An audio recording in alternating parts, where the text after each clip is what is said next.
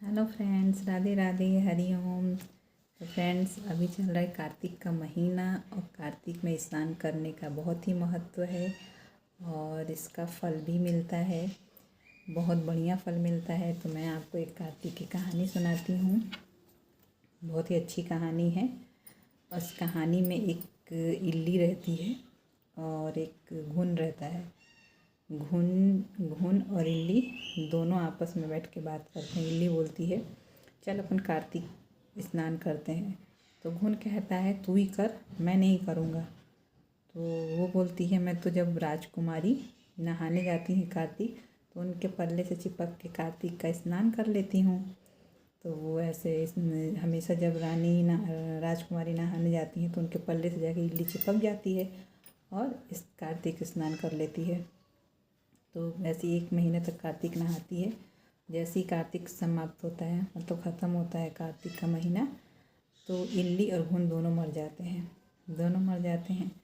उसके बाद जो इल्ली कार्तिक नहाई रहती है, उसके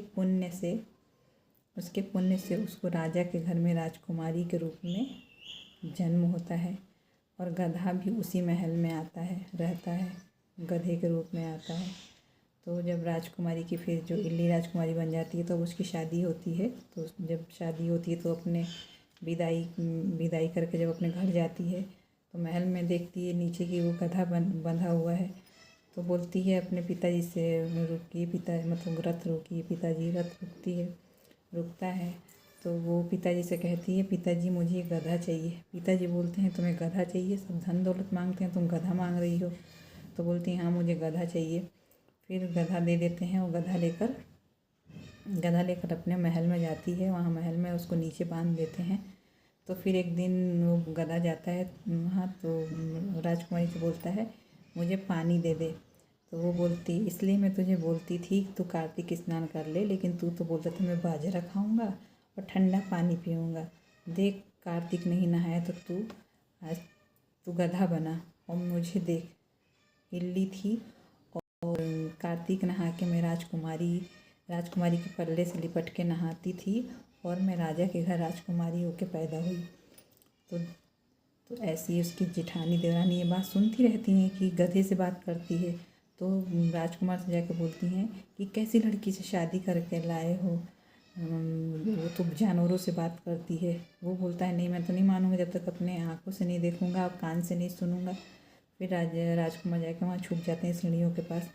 फिर राजकुमारी बात करती है गधे से, तो राजकुमार सुन लेते हैं। अब वो अपने गुस्से में तलवार निकालते हैं और पूछते हैं, तुम बताओ कौन हो? तुम गधे से बात करती हो, जानवरों से बात करती हो? तो वो कहती है कि नहीं, मैं अपना भेद नहीं बताऊंगी। तो फिर वो मजबूरी में बहुत ज़्यादा मजबूर करते हैं। तो बताती है कि मैं पिछले जन्म में इल्ली थी और ये घुन था।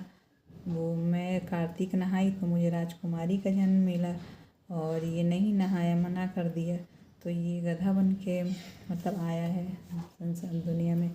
तो वो राजकुमार कहते हैं कि कार्तिक नहाने का इतना महत्व है कि एक इल्ली को राजकुमारी का जन्म मिल गया।